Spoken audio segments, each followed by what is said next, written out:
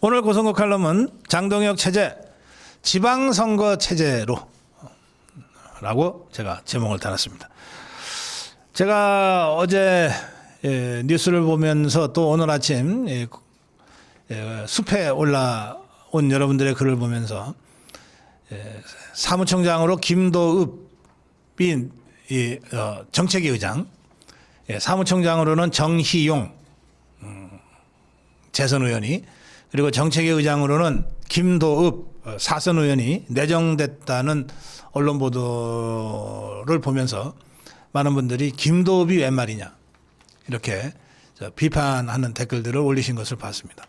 김도읍이 그런 비판 받을 만하죠.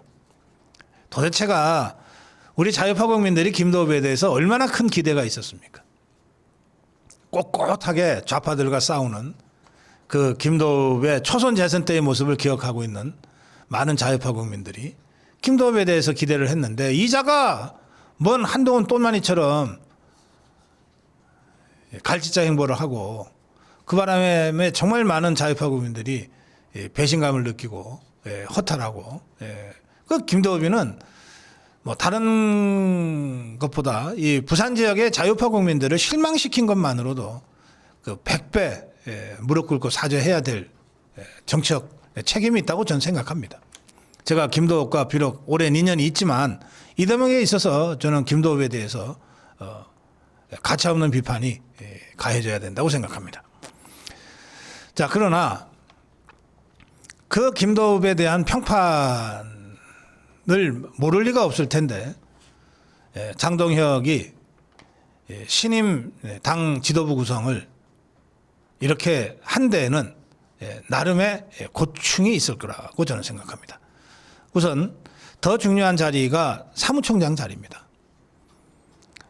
국민의힘의 사무총장은, 이번에 임명된 사무총장 정희용은 내년 지방선거를 치르는 실무총 책임자 역할을 맡게 됐습니다. 당 사무총장은 이제 10개월 앞으로 다가온 지방선거에 공천 작업을 총괄하는 역할을 우선 하게 되어 있습니다. 그런데 지방선거가 말이죠, 당에서 공천을 줘야 될 자리만 3,600개 가까이 되는 그런 전국 선거입니다. 엄청나게 많은 사람들을 공천을 줘야 돼요. 17개 시도 광역 후보들만 공천 주는 게 아니라 230여 개의 시장, 군수, 구청장 공천을 줘야 되고, 그 지역마다 수십 명에 달하는 광역의회 의원 후보들, 그리고 기초의회 의원 후보들의 공천도 줘야 됩니다. 더구나 이 지방의회 기초 광역은 당에서 한 사람만 공천하는 게 아니기 때문에 당에서 공천을 줄 때도 가나다 순으로 줘야 돼요. 누구를 가로 할지 나로 할지 이거 다 결정을 해서 처리를 해줘야 됩니다. 그리고 정당은 개입하지 못하지만, 그러나 정치적으로는 매우 중요한 교육감 선거도 있거든요. 그러면 정당은 개입하지 못하지만 정치적으로는 어떤 사람이 자유파의 교육감 후보가 됐으면 좋겠다라고 하는 것을 고도의 정치적 상징 구조 속에서 이거를 메시지도 내고 풀어가야 되거든요. 그런 일을 하는 실무총책 자리가 사무총장 자리입니다. 제가 정희용은 초선 입문할 때부터 뭐 이리저리 알게 됐는데, 뭐 이런 중책을 충분히 맡을 만한 역량이 있는 사람이고, 또 아주 뭐 우직하게 밀어붙이는 그 투쟁력, 전투력, 뭐 이거 대단한 그 젊은 청년 정치인이라고 제가 평가합니다. 그래서 저는 아주 잘 뽑았다고 생각하고, 특히 이 정희용이 지역구가 성주, 고령, 칠곡 이쪽입니다. 그러니까 경상북도의 남부, 경상북도 중에서는 남쪽에 해당되고, 이 지역구 자체가 경상남도 합천하고 거의 붙어 있는 그런 지역입니다. 그래서 경상남북도를 아울러서 그 영남 민심을 잘 수렴할 수 있는 그런 사람이라고 제가 평가합니다.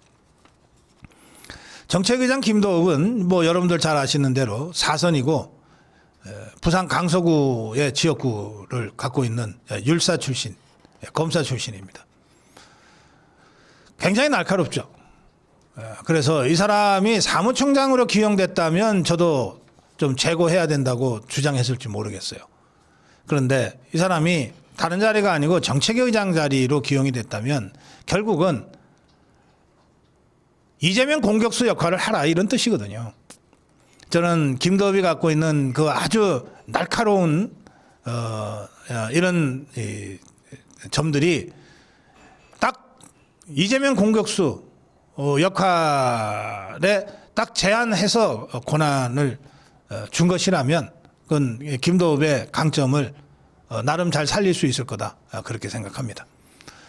그리고 이렇게 구성이 되면 어떻게 되냐면 지방선거라고 하는 것도 결국은 전국선거이기 때문에 전국적 민심이 어떻게 어우러지는가에 의해 결판이 날 건데 지금 당대표는 충청남도 보령의 장동혁 아닙니까? 빼놓고는 거의 대부분이 다 영남권 출신입니다. 거의 대부분이 영남권 출신이에요. 이를테면 신동욱이 그렇고 김민수가 그렇고 김재훈이 그렇습니다. 최고위원 중에서. 그리고 이번에 임명된 사무총장이 그렇습니다. 정책위 의장이 그렇습니다. 또 그동안 비대위원장 해왔던 원내대표 송원석이 경북 김천 아닙니까? 그러니까 쉽게 말씀드리면 당대표 장동혁 빼놓고는 나머지는 싹 다 영남권이라고 보시면 돼요. 나머지 모든 당직자 다 합친 것 이상으로 힘이 큰 것이 당대표이기 때문에 저는 충청의 당대표와 영남권 지도부의 결합으로 이번 인사의 특징을 제가 정리를 해드리고 싶어요. 충청 당대표와 영남권 지도부. 충청 당대표와 영남권 지도부가 손잡고 영남 충청 연합을 사실상 구축해서 지방선거 필승 체제를 구축한다. 저는 장동혁의 구상에 이런 것들이 있다고 저는 생각합니다. 특히 사무총장은 모든 것을 총괄하는 포용적인 그러면서 확실하게 원칙을 견지할 수 있는 사람이면 돼요. 정책위 의장은 좌파 것들하고 날카롭게 싸움을 할 줄 아는 칼을 갖고 있어야 돼요. 창을 갖고 있어야 돼요. 그 점에서 영남권에서 김도읍이 갖고 있는 그 날카로운 창과 같은 그런 역할은 사실 다른 사람이 대체하기 좀 쉽지 않다고 저는 생각합니다. 제가 오랫동안 김도읍이라는 사람을 봐왔기 때문에 그래요. 그래서 이재명 개딸 권력에 대한 강력한 아주 날카로운 공격수로서의 창의 역할은 김도읍의 어지러운 정치 행보에도 불구하고 우리가 차용할 수 있다 그렇게 생각합니다. 그 점에서 장동혁의 당대표로서의 첫 번째 인사 정의영 사무총장 김도읍 정책위 의장 이 카드는 지방선거 필승을 위한 그런 전략적 포석이다 그렇게 저는 평가합니다. 앞으로 지명직 최고위원하고 여의도 연구원장하고 또 이를테면 지방선거 기획단 같은 것들을 지금 발족을 해야 될 후속 인선들이 있는데 이건 그렇게 급하게 서두르지 않아도 됩니다. 9월 중에 9월 10월 중에 처리해도 늦지 않습니다. 다만 사무총장과 정책위의장은 하루도 늦춰서는 안 되는 전략적인 포스트들입니다. 그래서 우선 1차 인사가 있었고 그 1차 인사의 모든 초점은 지방선거 필승에 맞춰져 있다. 그래서 당대표 장동혁과 영남 지도부의 정치연합 체제를 구축한 것이다. 이런 관점에서 지방선거에 대한 장동혁, 지방선거 승리에 대한 장동혁의 고민이 짙게 깔려있는 전략적으로 강력한 체제 구축으로 저는 평가합니다. 고성국 칼럼이었습니다.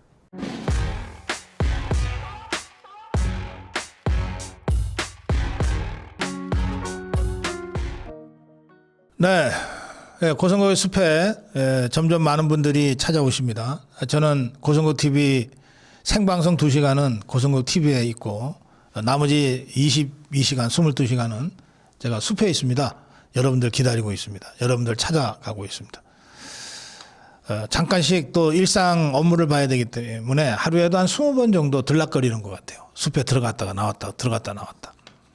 예, 그러면서 여러분들의 좋은 말씀, 또 여러분들의 힐링되는 말씀을 하루 종일 들으면서 건강하게 잘 지내고 있습니다. 여러분들 숲으로 오십시오.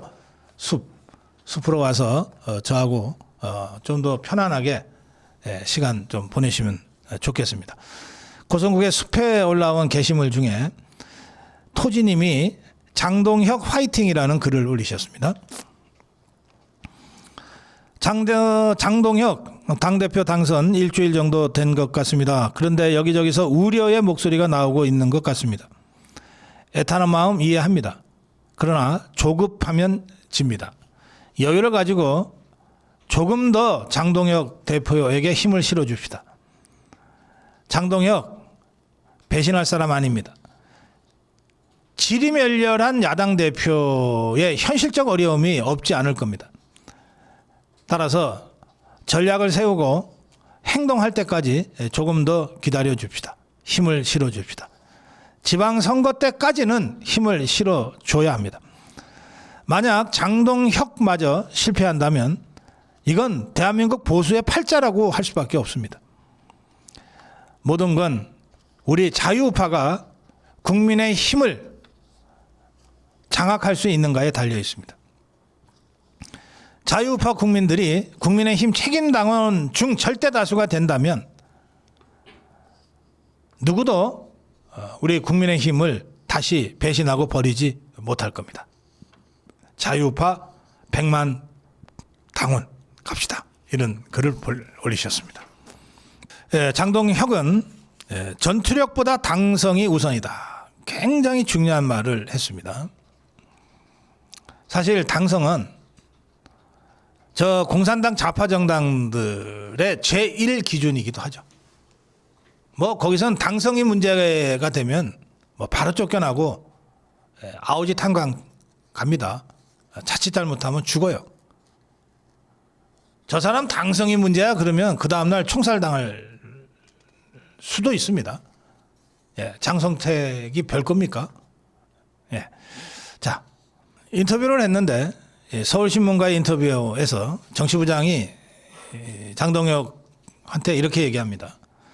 싸우는 사람, 싸울 줄 아는 능력이 있는 사람을 공천하겠다고 지금 계속 강조하고 있는데 그러면 한동훈이도 잘 싸우면 공천 줄 거냐? 이게 무슨 아니 왜 기자들은 왜 이렇게 상상력이 없어? 좀 지 질문을 만들어서 해야지. TV조선에서 써먹고 채널A에서 써먹고 이걸 또 그대로 다시 써먹네. 하여튼 싸울 줄 안다면 한동훈도 공천하겠냐? 이렇게 질문을 하자 장동혁의 답이 이게 정말 핵심입니다. 뭐냐? 싸운다. 뭐 다 좋다. 근데 그보다 더 중요한 것은 우리가 함께 갈 수 있느냐다. 전투력은 좋은데 그 전투력이 우리한테 행사되는 전투력이면 내부 총질의 전투력이면 그런 자 갖다 놔서 어디다 쓰겠냐. 오히려 피해나 커지지. 당성이 최우선이다 이랬어요. 당성이 최우선이다. 내부 총질하는 전투력이 높은 거 그게 전투력이냐. 그런 자가 갖다가 어디다 쓸 건데. 그런 전투력 따위보다 더 중요한 것은 당성이다. 우리가 함께 할 것이냐의 문제다. 한동훈은 그런 당성이 없다고 지금 보는 거 아닙니까? 지금 이 장동혁의 모든 그 관심은 지방선거로 지금 모아져 가고 있습니다. 그거는 정당 대표로서는 너무나 당연한 겁니다. 아무리 당 혁신을 잘해도 한동훈이를 10번 쫓아내도 지방선거에서 지면 그 다음날 사표 내고 집에 가야 되는 게 정치인의 운명이에요. 그래서 장동혁 지도부는 앞으로 시간이 가면 갈수록 더 지방선거에 집중할 수밖에 없고 당 대표는 제일 무거운 책임을 짊어졌기 때문에 제일 무겁게 지방선거에 고민을 하지 않을 수 없어요. 이 지방선거와 관련해서 장동혁은 이렇게 얘기합니다. 지방선거의 현실적 목표가 뭐냐? 이렇게 질문을 하자. 현실적 목표입니다. 지금 지방선거가 17개 시도광역 중에 12개를 우리가 이겨놨거든요. 그 윤석열 대통령 덕분에. 그러니까 이거를 다 지키면은 압승이죠. 근데 다 지키는 건 현실적으로 어렵다고 보는 겁니다. 그럴 때 현실적 목표를 어떻게 설정할 거냐. 영남과 강원을 모두 지켜내겠다. 영남과 강원. 그러면 자, 영남이 5개입니다. 부산, 경남, 울산, 대구, 경북이죠. 이 광역 기준으로 얘기합니다. 영남을 다 지켜내겠다 했으니까 5개. 여기에 강원이니까 6개죠. 6개 지켜내겠다 그랬습니다. 그 다음에 충청도 절반 이상 수성이 목표다 그랬습니다. 자, 충청은 몇 개입니까? 충청남도, 충청북도, 대전, 그리고 세종시 해서 4개입니다. 4개 중에 절반 이상이 수성이 목표다 했으니까 4개 중에 2개를 이기는 게 목표다 그런 거예요. 그리고 무엇보다 서울시장과 부산시장을 반드시 지켜내겠다 그랬어요.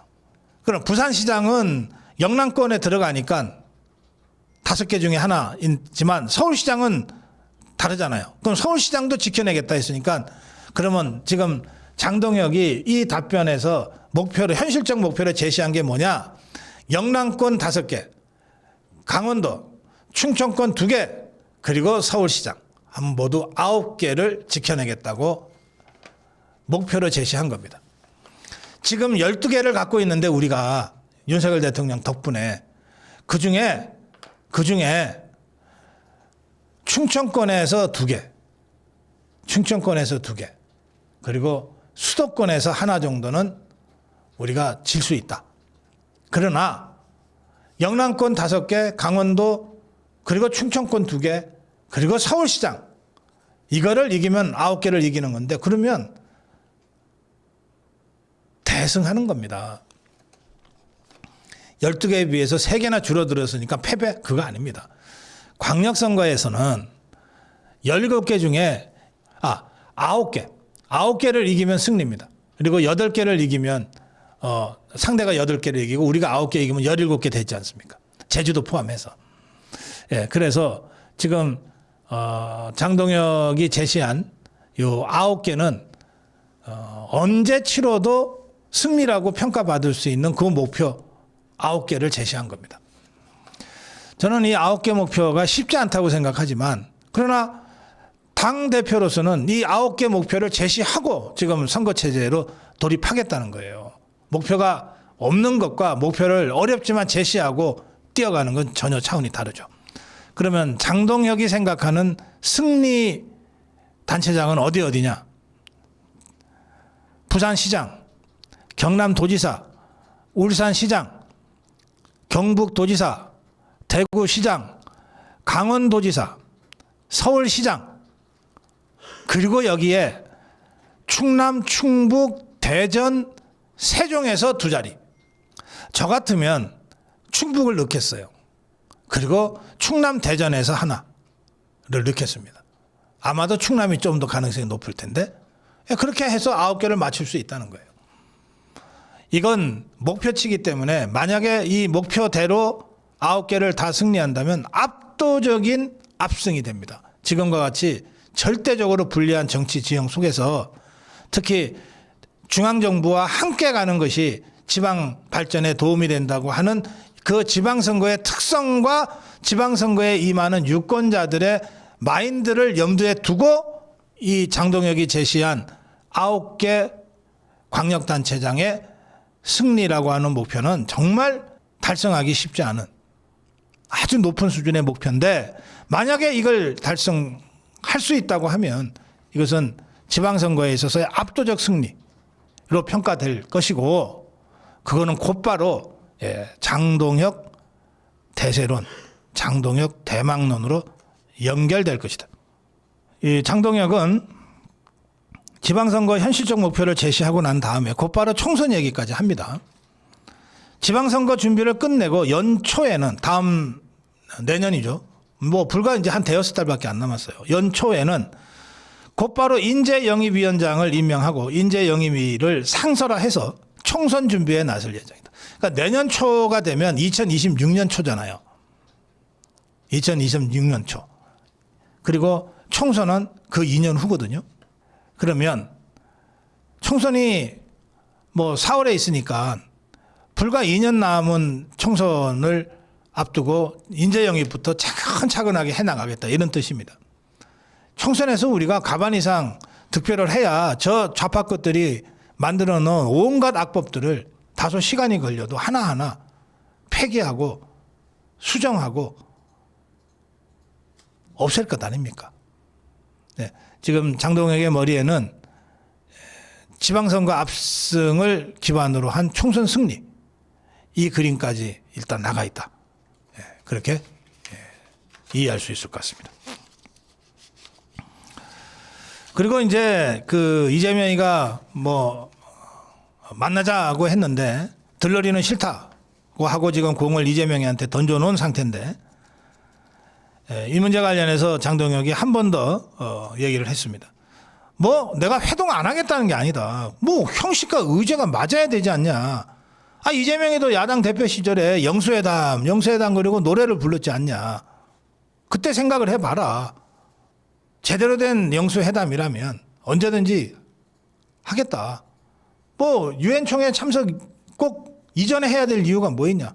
유엔 총회 갔다 온다니 갔다 온 이후라도 괜찮다. 난 급할 거 없으니까 잘 생각해봐라.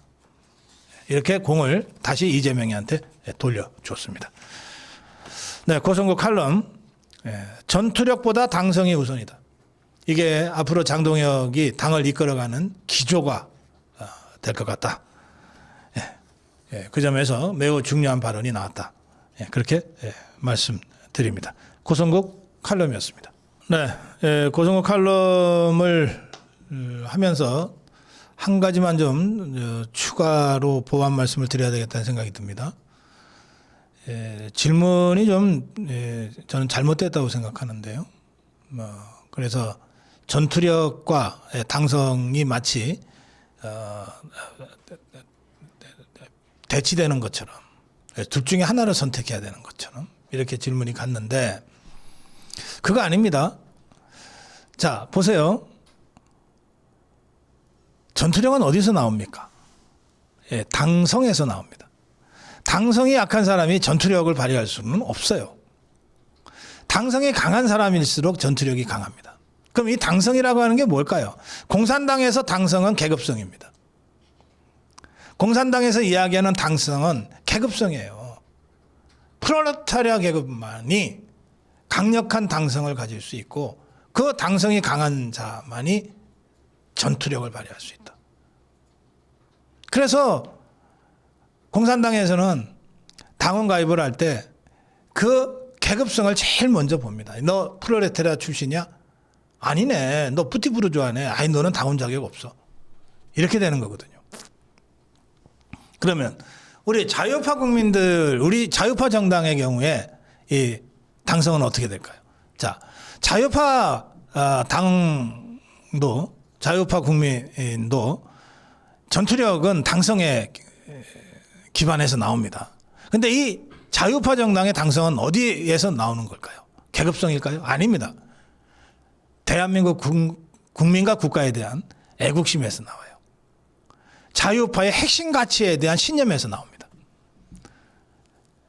자유민주주의, 시장경제, 법치와 대한민국에 대한 핵심 가치에 대한 신념과 그 나라 사랑하는 애국심에서 당성이 나옵니다. 그게 강해야 전투력이 발휘되는 거예요. 그러니까 이 당성과 전투력을 따로 가는 것, 둘 중에 하나만 선택해야 되는 거라고 이해하실지도 몰라서 제가 보완 설명 드렸습니다.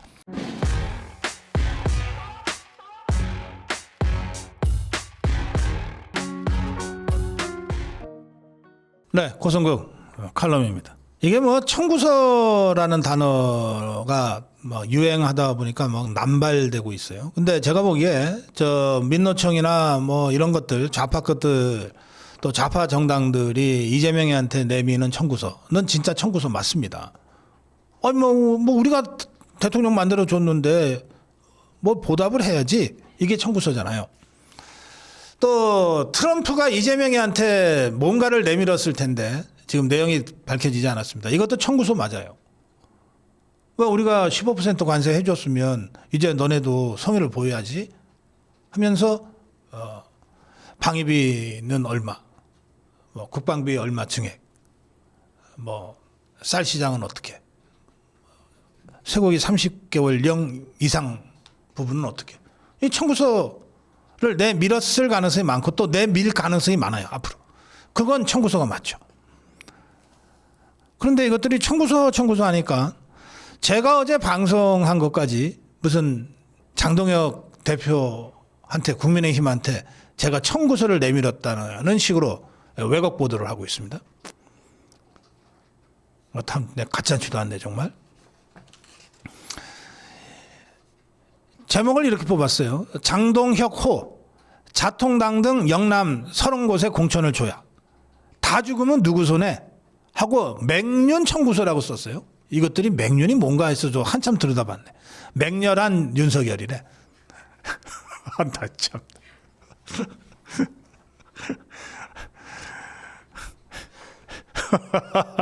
참.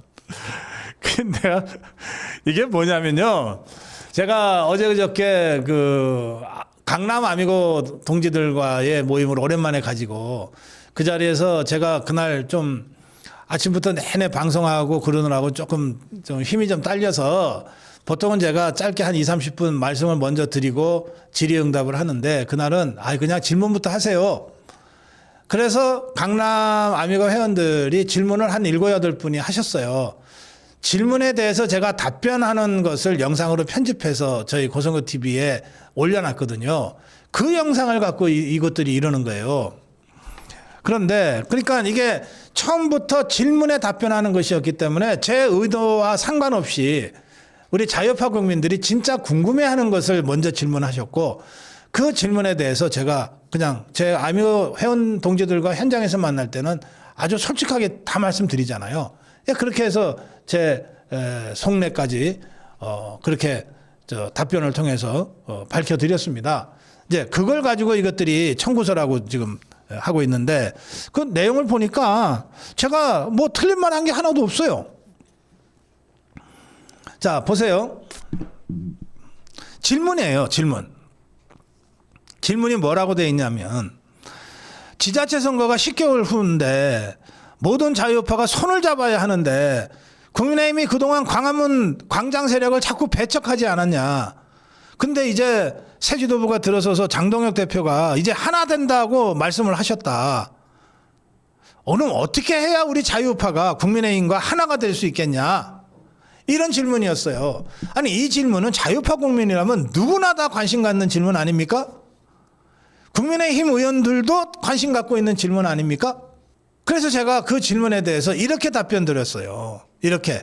이게 지방선거를 앞두고 지방선거가 불과 10개월도 안 남은 시점에서 우리가 어떻게 하면 국민의힘과 자유파가 함께 될 수 있겠습니까? 라고 하는 질문이니까 제가 이렇게 답변을 드렸어요.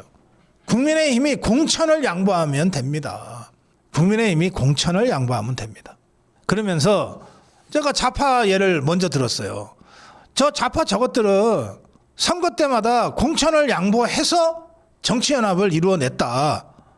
더불어민주당이 정의당한테 몇 석, 기본소득당한테 몇 석, 진보당한테 몇 석, 비례대표 다 나눠주니까 정치연합이 되는 거다. 국회의원도 그렇게 하는데 국회의원도 아닌 지방선거 이거 공천권을 좀 나눠주면 간단하게 해결되지 않냐. 지금 국민의힘 바깥에 자유우파 정당이 4개가 있다.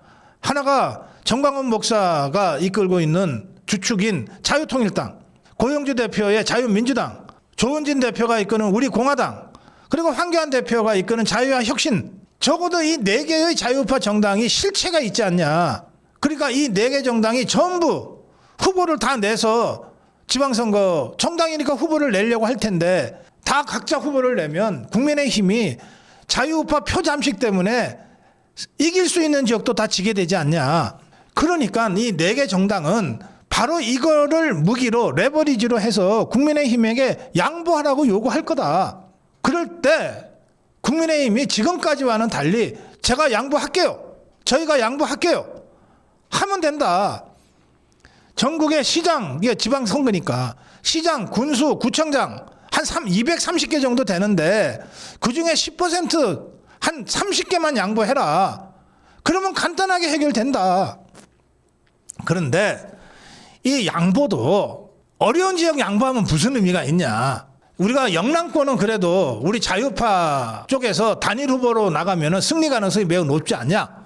그러니 영남권에서 시장, 군수, 구청장 합쳐서 한 30개 정도만 자유통일당, 자유민주당, 우리공화당, 자유와 혁신당에 양보하면 그러면 자유파 정체가 하나가 돼서 지방선거 치를 수 있다. 그러면 다른 당의 역량들이 수도권에 국민의힘 후보 지지 쪽으로 모이게 될 것이고 그러면 국민의힘은 영남권에서 한 30개 양보하는 대신에 수도권에서 충청권에서 한 50개 이길 수 있다.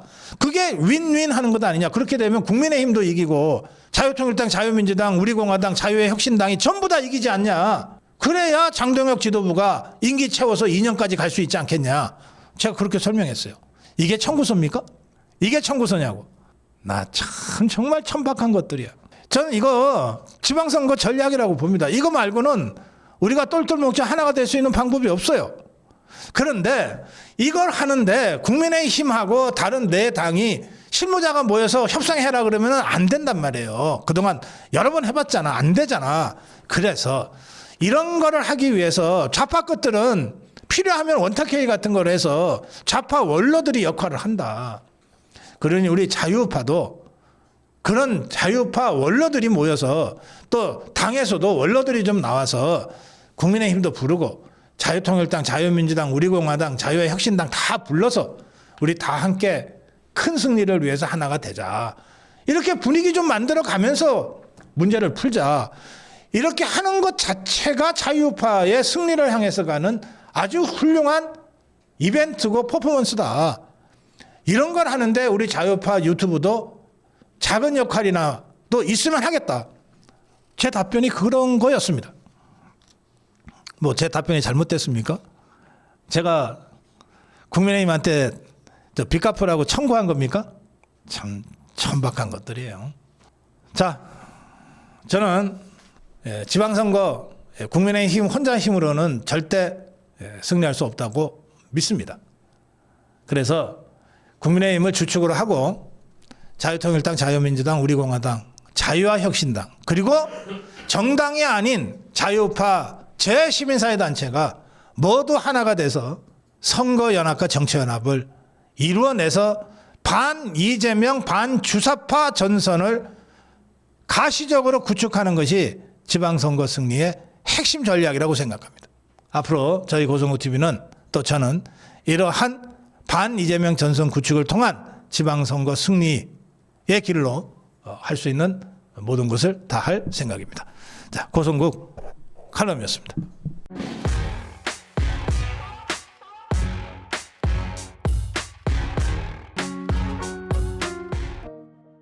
네, 고성국의 숲 게시글에 올라와 있는 여러분들의 사연 중에 어제 국회에서의 장애 집회와 관련된 글들이 참 많았습니다. 파워풀님은 바람의 방향이 바뀌고 있습니다. 바람의 방향이 바뀌고 있습니다. 국민의힘 전투력이 상승하면서 대반격이 시작되고 있습니다. 장동혁 호 출범으로 희망이 보입니다. 100% 만족스럽지는 않겠지만 응원 지지하면서 함께 싸웁시다. 선명한 당성을 회복하고 부정선거 세력과 공산주의 세력에 맞서 집단 지성으로 돌파해 갑시다. 동자승님은 오랜만에 보는 국민의힘의 전투력이라는 제목으로 오늘 국민의힘 장동혁 호 첫 장외투쟁이라 쪽방 봉사 날인데도 비 맞으며 먼저 국회로 달려갔습니다. 정말 오랜만에 보는 투쟁 현장인지 한편으로는 가슴이 찡했습니다. 진작에 이렇게라도 저항했더라면 탄핵 막을 수 있지 않았을까 하는 아쉬움까지 드는 상황이었습니다. 그래 지금부터 시작이다. 국민의 당신과 우리들의 목숨이 붙어있는 한 끝까지 싸워서 대한민국을 지킬 것이다. 다짐하고 또 다짐했습니다. 비가 오는데도 우산도 쓰지 않고 비옷도 입지 않고 단상에서 외치는 원내대표 나경원 의원, 신동욱 최고위원 그리고 세종시 이준배 위원장, 장동혁 대표 님을 보면서 한가닥 희망을 본 것 같아 조금은 안심하고 돌아왔습니다. 이제부터 시작입니다. 하셨어요? 네, 제가 어제 국회 저희 아침 방송 마치자마자 국회 현장으로 갔는데 그 현장에 도착한 얼마 후에 이 글을 올리신 동자승 님이 씩씩거리면서 절 찾아오셨더라고요. 반갑던데요. 투쟁 현장에서 보는 아미고 동지는 역시 두 배로 반갑습니다. 제가 그리고 어제 우중 국힘 장애투쟁석으로 갑니다. 이런 그 숲에 짧은 영상을 올리고 제가 현장으로 갔는데요. 그 제 영상을 보시면서 JSK님 가슴이 뜨거워지면서 울컥해지네요. 이선비님 선조들이 피땀 흘려 지킨 우리나라 이 땅에서 전과자 집합당 종북 주사파당이 완전 청소될 때까지 장애투쟁 계속 이어가야 합니다. 가슴이 울컥합니다 하셨고요. 계란 노른자님은 우리 애국우파가 바라는 투쟁입니다. 애프니님 이렇게 똘똘 뭉쳐 싸워 이깁시다. 이런 게시글을 달아주셨습니다. 어제 국민의힘의 장애투쟁 오랜만에 이루어진 그리고 장동혁 지도부가 출범한 지 한 열흘 만에 이루어진 장애투쟁이었습니다. 이것은 시작입니다. 저는 국민의힘이 장동혁 지도부가 장애투쟁에서 길을 찾아야 한다고 생각합니다. 어제 있었던 장애투쟁 현장 잠깐 좀 사진으로 확인하겠습니다. 먼저 송원석 원내대표의 연설이 있었습니다. 그리고 나서 곽규택 대변인의 경과 보고가 있었습니다. 곽규택 대변인의 경과 보고 후에 가장 먼저 연단에서 규탄사를 한 사람은 나경원 의원입니다. 나경원 의원의 규탄사에 이어서 신동욱 수석 최고위원이 올라왔습니다. 지금 나경원 의원 뒤나 또 신동욱 최고위원 뒤에 보이는 비옷 입고 서 있는 사람들은 절반 정도는 국민의힘 국회의원들입니다. 국민의힘 국회의원들이 저런 식으로 함께 집회를 한 겁니다.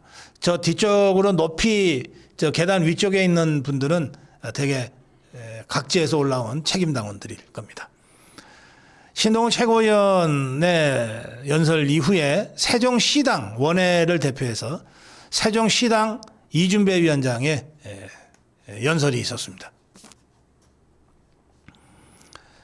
세종시당 이준배 위원장의 연설이 있고 난 다음에 마지막으로 장동혁 대표가 아주 짧고 임팩트 있는 연설을 했습니다. 네, 이렇게 진행이 됐어요. 한 1시간 정도 진행이 됐습니다. 한 시간 안에 끝난다고 예정하고 했는데 실제로 시간을 맞춰서 시작했고 시간을 맞춰서 끝내더라고요. 네, 아주 깔끔했습니다. 이 전체 장면을 한번 보실까요? 네. 아까 제가 그 보도를 보니까 빗속에 국민의힘 당원 한 10,000명이 모여서 규탄 대회를 했다. 국민의힘 쪽에서 발표를 한 겁니다. 지금 보이는 것은 국회 본관을 배경으로 해서 계단에서 찍은 분들이고요. 지금 양쪽 옆으로 그리고 이 사진의 뒤편 그러니까 그 국회 광장 쪽이죠. 으로 또 굉장히 많은 분들이 모여 계셨기 때문에 그리고 저기는 딱 저 공간에 사람들이 더 이상 들어갈 수가 없지 않습니까? 그래서 그렇게 따지면 뭐 국민의힘이 발표한 대로 전국에서 10,000명 정도의 당원들이 전국에서 함께 모여서 했다고 설명하는 것이 저는 틀리지 않다고 생각합니다. 3대 특검을 규탄하기 위한 국민의힘의 장외 투쟁이었습니다. 국민의힘은 장외 투쟁을 통해 이재명 정권을 무너뜨리기 위해 목숨 걸고 싸우자, 이렇게 구호를 계속 외치면서 의기투합했습니다. 장동혁 대표는 어제죠. 2025년 9월 4일은 쓰레기 같은 내란 정당 프레임을 깨는 날이다. 무도한 이재명 정권을 무너뜨리는 그 첫날이다. 정치 특검이 몰고 온 구름이 거치고 모래 위에 쌓아올린 정치 특검의 수사는 결국 이재명 정권의 목을 베는 칼날이 될 것이다. 그것이 두려운 이재명 정권은 인민재판부를 만들겠다고 하는데, 당원 동지와 애국 시민 여러분, 우리가 반드시 이 인민재판부를 막아내야 한다. 우리에겐 분노가 있고 애국심과 목숨이 남아있다. 분노에서 일어선 우리들, 이재명을 향해 진격하자. 이렇게 연설했습니다. 어제 연설에서 나경원은 자꾸 우리를 내란 정당이라고 몰아가는데, 가만히 보면 저 김민석이 저게 계엄 몇 달 전부터 계엄 운운하지 않았냐. 그러면 다 알고 있었는데 안 막았다는 얘기 아니냐. 그야말로 내란 유발 정당이 민주당이지 우리냐 라고 역공을 취하게 됐습니다. 네, 고성국 칼럼.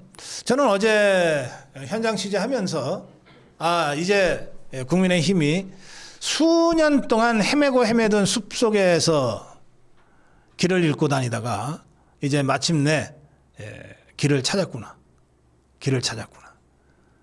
장애투쟁을 통해서 길을 찾았구나. 이렇게 제가 느꼈어요.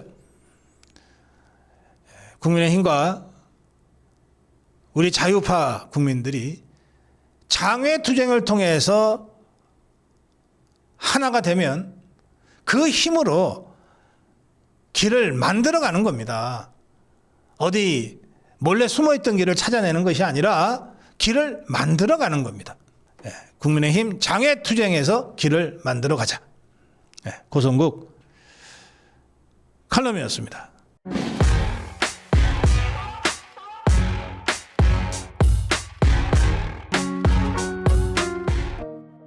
네, 이게 이제 이재명이가 뭐 안팎으로 계속 두들겨 맞고 터지고 지지율 떨어지고 막 이러니까 뭐 어떻게든 좀 지가 좀 잘할 수 있는 거라도 좀 해야 되겠다 생각을 해서 나온 거가 야당 대표와 만나겠다 이거였습니다.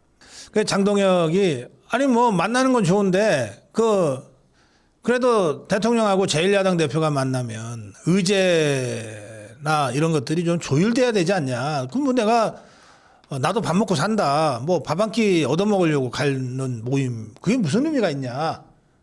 이렇게 해서 공을 이재명이한테 확 던져놨잖아요. 그냥 이재명이가 그 공을 받아가지고서 끙끙대다가 이렇게 풀었어요. 좋다. 그래. 일단 저것들도 있으니까 좌파 저것들도 있으니까 같이 만나고 월요일날 같이 만나서 밥은 먹고 그리고 난 다음에 애들 보내고 나서 니하고 둘이서 한 30분 얘기하자. 이렇게 절충해서 안을 다시 장동혁한테 제시했어요. 그러니까 장동혁이가 뭐 자기가 요구한 건 다 된 거 아니에요. 장동혁의 핵심은 뭐냐? 아니 내가 뭐 저 좌파 것들까지 앉아가지고서 뭐 들러리수면서 밥 한 끼 먹고 올 일은 없다. 내가 만난다면 이재명이랑 1대1로 둘이서 만나자. 나 할 말 좀 있다. 이거거든요. 근데 이재명이가 그래 좋다.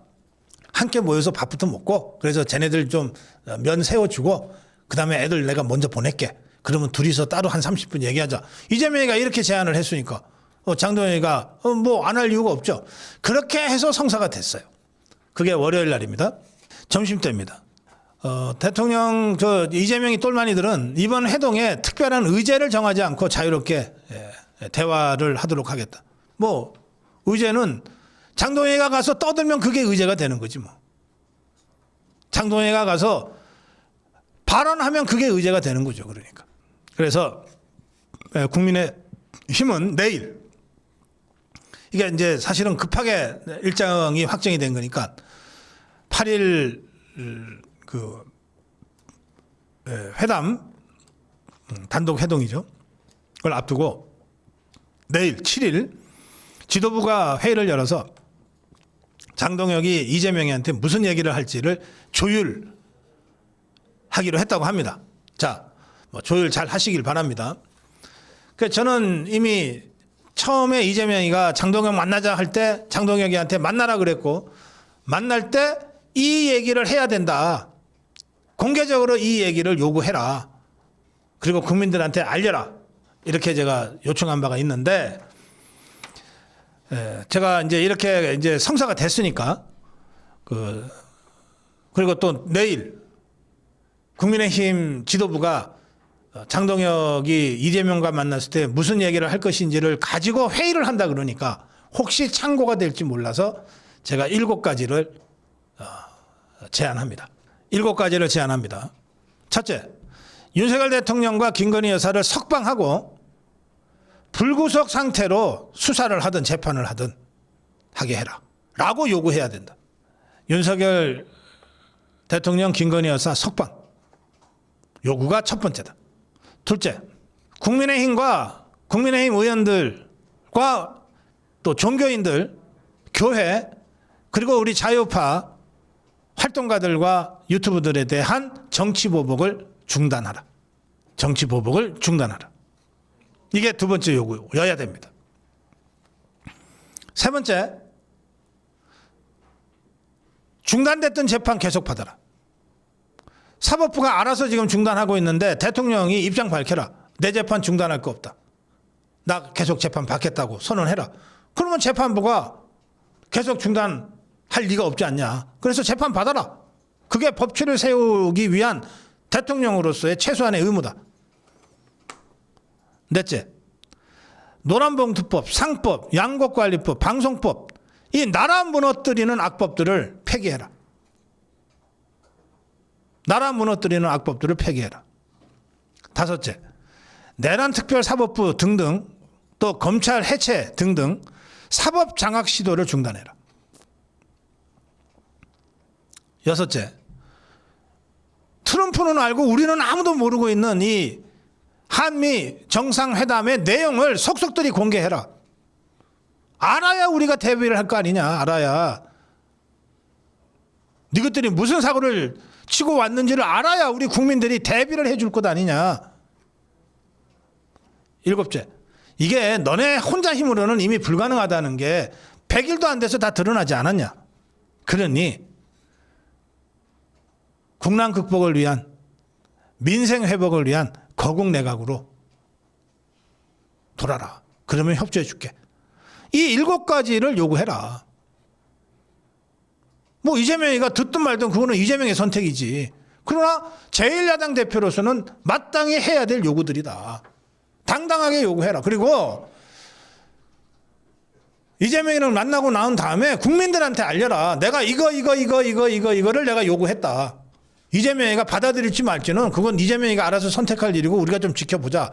나는 제1야당 대표로서 이거를 이러이러한 이유로 내가 이재명이한테 요구했다.